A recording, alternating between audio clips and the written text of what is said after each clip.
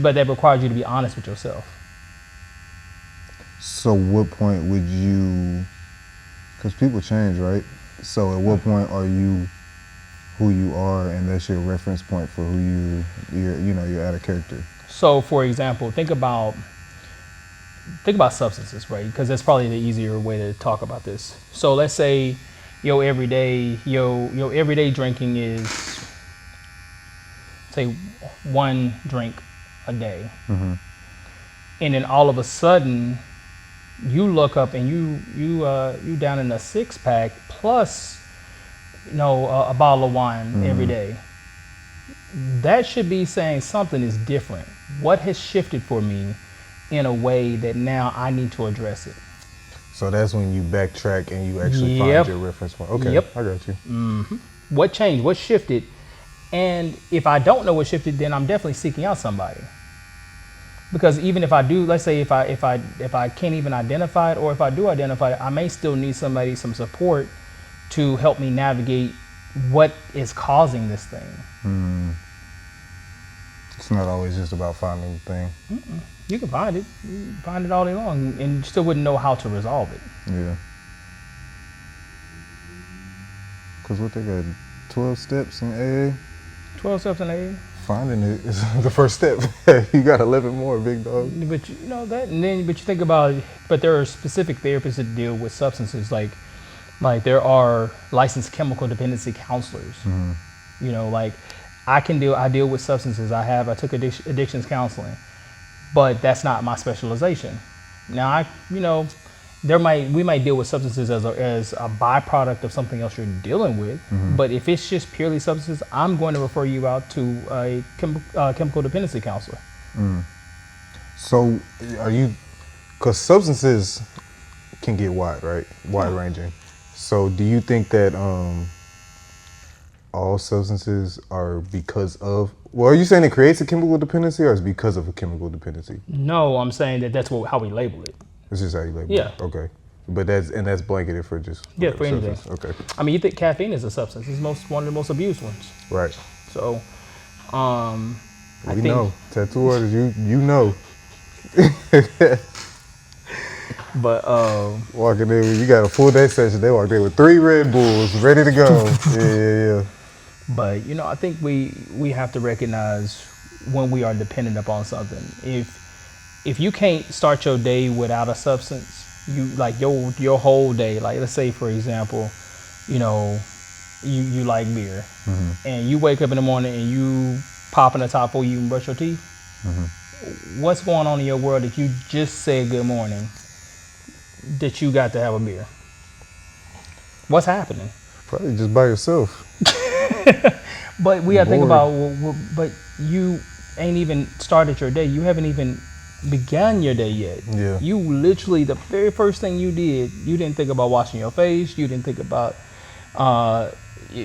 saying your good mornings, your meditations, making your breakfast. You said, Straight to the brew. Yeah. Are you religious? Yes, I am. I'm spiritual, not religious. Spiritual. Okay. Yeah.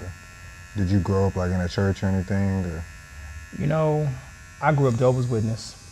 Oh, really? Yeah. I was a JW kid.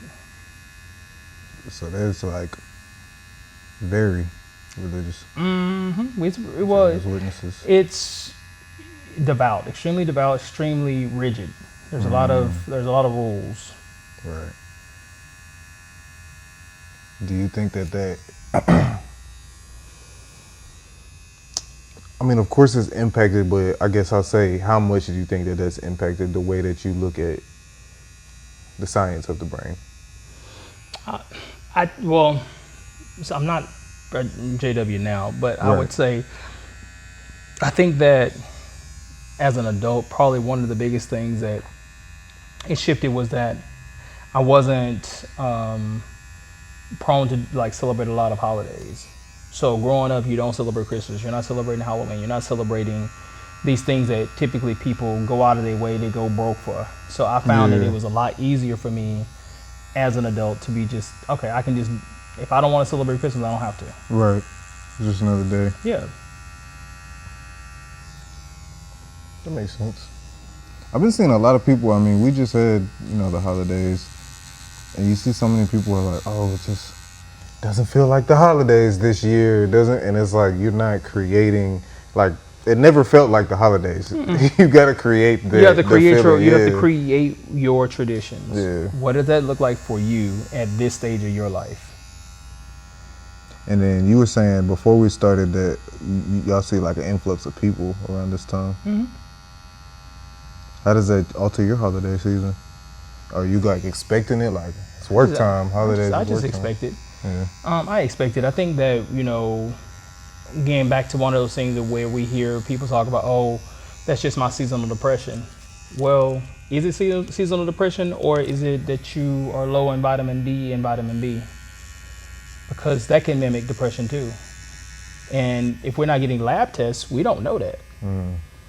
So you have to think about what do these things mean. And so some of the times when people come in and they're talking about depression, I'm like, are you just sad, which is an emotion, or are you depressed? Because that's a clinical condition. Very different.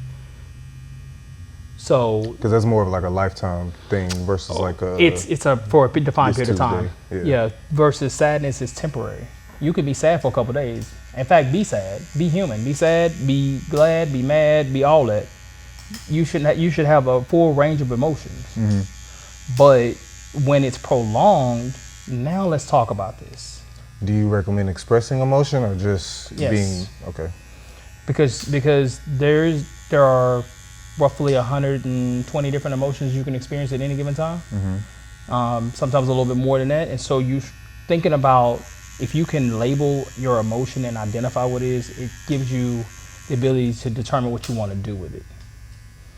Instead of just saying, oh, I'm mad, or I'm sad. Well, sadness doesn't. You only have like one gear from there. What do you do with when you're sad? Yeah, it's like how you kind of get the gist of the label via the DSM, and then you go into the treatment. Yeah. But I wouldn't even use it from DSM. There's a wheel of emotions that from Dr. Gloria Wilcox. She was one of the founders of putting all the emotions on a wheel and color coding them. And so when you think about these varying emotions, as you're experiencing them, then you know that they're temporary. But if they start, like I said, if they start to linger with you, you should be asking yourself, so what is causing this to linger? So what, you know, I talk about entrepreneurship a lot. Is this a thing that makes you a lot of money? I think that it can make you money. I think if you use it that way.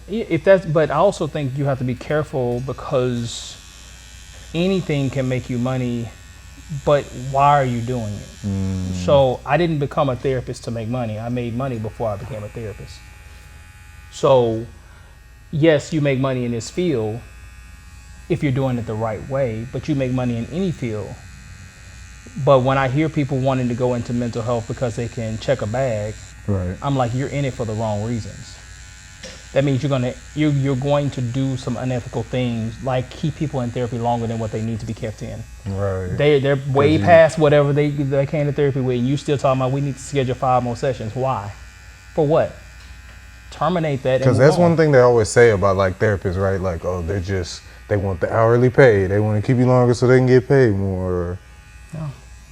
And I represent the mindset that let people get back to living their lives. They can come back to you. You know, if something presents, they'll come back to you. What was the initial plan? Why'd you get an MBA? I was in corporate America. And you were just like, this is how I'm gonna. Yeah, that's how I'm gonna make my money. Yeah. You know, I was in management. You know, at the soda pop shop, and I was like, let me go on and get this MBA, and then I'm gonna really do it big. I was 27 when I got my MBA.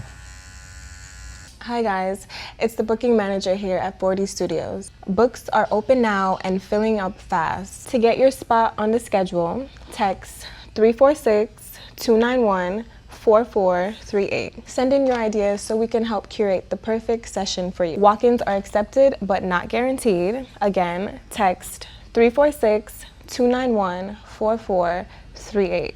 to get your tattoo scheduled today.